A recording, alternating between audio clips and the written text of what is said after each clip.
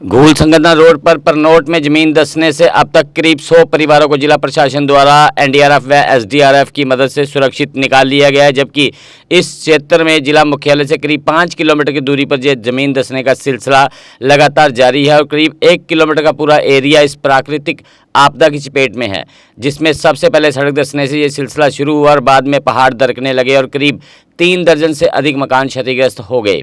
हालांकि आज आपदा का तीसरा दिन है, लेकिन अभी भी जमीन का फटना लगातार जारी है। जबकि ऐसा क्यों हो रहा है, इसे जानने के लिए जियोलॉजिकल विशेषज्ञों को बुलाया गया है। इसके अलावा यहाँ पर सड़क और बिजली आपूर्ति बहाल करना भी प्रशासन की प्राथमिकता है, क्योंकि करीब 1 किलोमीटर का पूरा इलाका अभी भी धंस रहा है। ऐसे में फ़ौरन सड़क निर्माण शुरू नहीं करवाया जा सकता, मगर लोगों के लिए जल्द ही वैकल्पिक मार्ग उपलब्ध कराया जाएगा, ऐसा जिला प्रशासन के अधिकारियों द्वारा कहा गया है। हालांकि जो ये सड़क धंसी है इसे यातायात के लिए बंद किया गया है, पर करीब 60,000 की आबादी इस सड़क पर निर्भर है, जबकि यहां से रेस्क्यू किए गए परिवारों को पंचायत घरों और धर्मशालाओं आदि में ठहराया गया है। वहीं अभी भी बचाव टीमें इस क्षेत्र में तैनात की गई हैं, जो कि पूरी सतर्कता बरत रही हैं। 2 दिन से हम देख रहे हैं कि इलाका बराबर धंस रहा है। जहां हमने पहले देखा कि इसमें कम घर थे, लेकिन अब इसकी जद में मज़ीद भी घर आ रहे हैं, क्योंकि 24 से ये आंकड़ा अब लगभग 30-32 की तरफ जा रहा है। जहां टोटल डैमेज की बात करें, क्योंकि रिस्क में 20-22 घर और भी हैं जो इसके बॉटम में हैं, 7 घर इसके टॉप पे हैं जहाँ पे हम देख रहे हैं कि क्रैक्स पड़े हुए हैं घरों में। तो परेशानी है, तो जाहिर सी बात है हालात किस तरह के हैं ये तमाम चीज़ें तो आप देख ही रहे हैं। हालाँकि हमारी रिक्वेस्ट तो एडमिनिस्ट्रेशन से और लेफ्टिनेंट गवर्नर एडमिनिस्ट्रेशन से यही है कि कंपनसेट किया जाए, हमें ज़मीन कहीं फराहम की जाए, क्योंकि अब ना हमारे पास घर है ना हमारे पास ज़मीनें हैं, और कुछ लोगों का तो रोज़गार भी खेती बाड़ी से जुड़ा था, तो वो लोग भी बेरोज़गार हो गए हैं। तो 3 तरह की हमारी डिमांड्स रहेंगी जो टॉप पे हैं। एक तो ये कि हमें आप ज़मीन दे दीजिएगा 10 मरले पर हेड, और उसके बाद आप हमारे लिए कंपनसेशन का इंतज़ाम कीजिएगा ताकि हम उस पर कंस्ट्रक्शन कर सकें। और तीसरी बात, वो जो लोग बाग मालकान थे या फिर जो खेती बाड़ी कर जिनका ज़रिया आमदन यही था, सोर्स ऑफ इनकम यही था, आप उनके लिए भी रोज़गार का कुछ कीजिएगा। और दूसरी बात मैं आपकी नोटिस में एक चीज़ लाना चाहूँगा, क्योंकि आज की डेट में सोशल मीडिया का दौर है, और सोशल मीडिया में मैं सब चीज़ें देख रहा हूँ कि जब हमने सब बेहतर कर दिया है, लेकिन वो सब बेहतर कहाँ हुआ है? हम विक्टिम्स हैं, हमें तो कोई बेहतर सहूलियत मिली नहीं है। अगर एक कम्युनिटी हाल में अगर आपने कुछ लोगों को एकोमोडेट कर दिया है, या पंचायत घर में आप 2-4 फैमिलीज़ को एकोमोडेट कर रहे हैं, तो मुझे लगता है ये हमारे लिए परमानेंट सोल्यूशन है नहीं। जो भी लोग सोशल मीडिया साइट्स के ज़रिए से लोगों तक ये मैसेज पहुँचाते हैं, उनको चाहिए कि वो पहले आके ग्राउंड पे एक बार खुद विज़िट करें।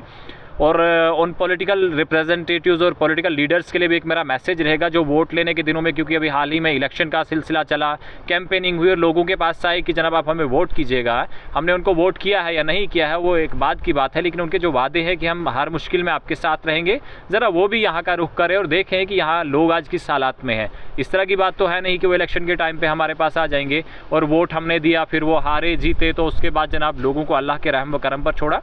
हर पार्ट अगर एक्टिव होगा, जाहिर सी बात है इस वक्त हम देख रहे हैं कि 25-30 घर तो मुतासिरीन हैं, बाकी जो 20-22 घर है रिस्क में है, टॉप पे 7-8 घर है, लगभग 60 के आसपास में हम टोटल घर देख रहे हैं। रिसीविंग स्टेशन हमारा एक तबाह हो गया है, आप देख सकते हैं सब डिवीज़न घूल जो है पूरे गुप अंधेरे में है। अब आप इस चीज़ का इंतज़ार अगर करेंगे कि कब ये स्टेबल होगी तमाम चीज़ें, उसके बाद हम बिजली को रेस्टोर करेंगे, तो ये कोई एक्सक्यूज़ नहीं है। उसके बाद रोड कनेक्टिविटी की अगर हम बात करेंगे, क्योंकि रोड कनेक्टिविटी भी हमारी जो है ज़मीनी राब्ता है गूल के साथ, वो मुनक़ता हुआ है, तो आप अल्टरनेट दीजिएगा। अल्टरनेट अगर आपने उनके लिए दे दिया तो गांधरी, कब्बी, बठनी, दुथन उनके लिए आपने क्या किया है?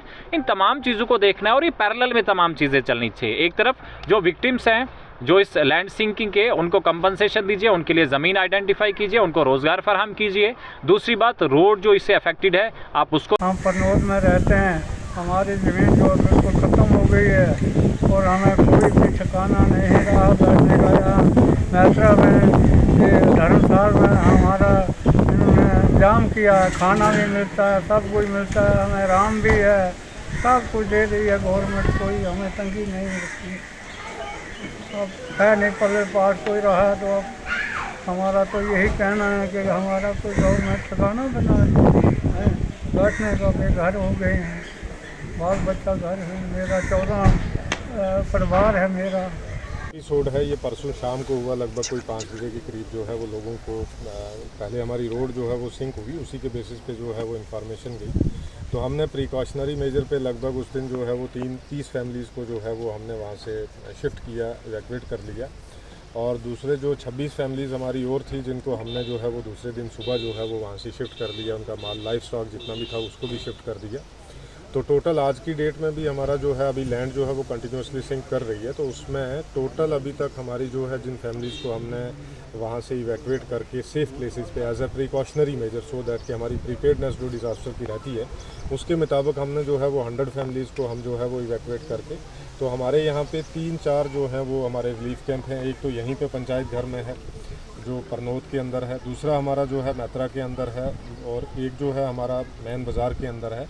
वो इसलिए क्योंकि आप देख ही रहे हैं कि जैसे यहाँ बारिश है ज़्यादा, तो यहाँ पे ज़्यादा इतना गवर्नमेंट की बिल्डिंग्स नहीं है जिनको हम एज अ रिलीफ कैंप बना सके, तो इसलिए हमने शिफ्ट किया है। बट वी आर वेटिंग कि हमारा यहाँ पे टेंट का भी सिस्टम चल रहा है जिसको हम 1 वीक के लिए जो है वो चला रहे हैं। बाकी जितना भी जो फूड का है, जैसे एज़ पर जो ह्यूमन रिक्वायरमेंट है, जैसे 3 टाइम का खाना होता है, 2 टाइम की चाय होती है, प्लस जो हमारे वहाँ पे मेन है एक मेडिकल का कैंप वहाँ पे लगा हुआ है, प्लस हमारा जो सैनिटेशन की जो पूरी टीम बैठती है, हमारे नोडल अफसर हैं, अगर किसी किस्म की हमारी जो मेडिकल इमरजेंसी टीम है 24/7 काम करती है along with the team of the doctors.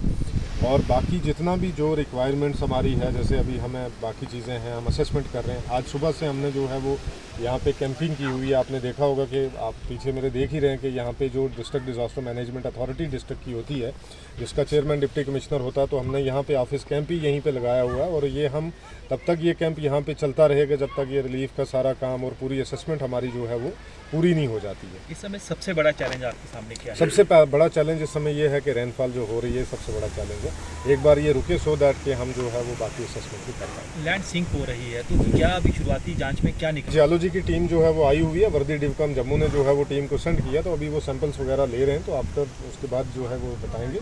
But as a precautionary measure उन्होंने भी जो है वो यही बोला है कि इस एरिया को जो है वो अभी बिल्कुल किसी किस्म से ह्यूमन का इंटरफेरेंस जो है अभी नहीं होना चाहिए। रिहैबिलिटेशन के लिए सर क्या प्लान कर रहे हैं आप? रिहैबिलिटेशन के लिए मैं ऑलरेडी बता चुका हूँ। रिलीफ कैंप में क्या 500 के करीब लोग होंगे? अभी जो है हमारी कैपेसिटी तो आप जानते ही हैं, रामबन में जो है वो हमारे इंतजामात ऐसे हैं कि लगभग हम 25,000 लोगों को जो है वो उनका स्टे जो है वो करवा सकते हैं। तो हमारे पास इंतज़ाम का कोई इशू नहीं है। जितने नंबर ऑफ पर्सन होंगे, अगर 1000 होंगे, 2000 होंगे, 5000 होंगे, हमें उसका कोई इशू नहीं है।